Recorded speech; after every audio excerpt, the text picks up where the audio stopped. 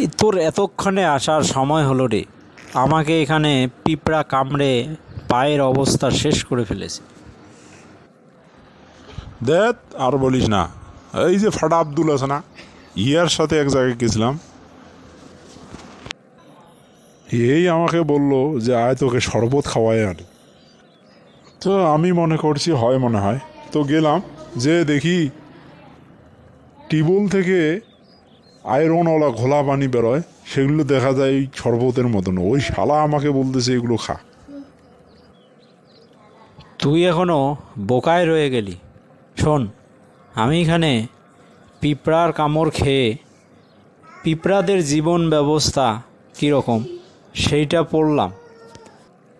পিঁপড়াদের আবার জীবন ব্যবস্থা আছে? আরে এইটাই তো ভাবার বিষয়, আমিও বিষয়টা জানতাম না। এদের ব্যাপারে পবিত্র কোরআনে একটা সূরায় আছে, তুই শুনলে অবাক হবি যে এরা খাদ্য সংগ্রহ করে রাখে এবং শস্য দানাকে দুই ভাগ করে রাখে, যাতে সেখান থেকে গাছ গজাতে না পারে।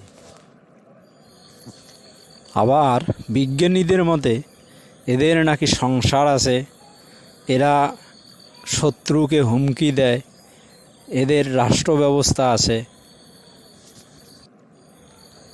এটা শুনলে অবাক হবি যে এদের সরকার ব্যবস্থা আছে, আর এদের সরকার প্রধান হচ্ছে নারী। কোরআনের ব্যাখ্যা অনুযায়ী এরা মানুষকে আলাদাভাবে চিনতে পারে এবং বিপদের সংকেত বুঝতে পারে। শোন, এই শেষেরটা অনেক মজার।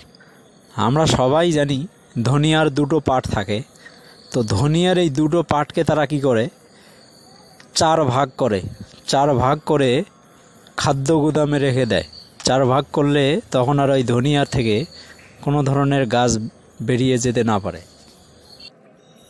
আমি তো অবাক হলাম বন্ধু, এদের মাথায় আল্লাহ তাআলা এত বুদ্ধি দিয়েছে।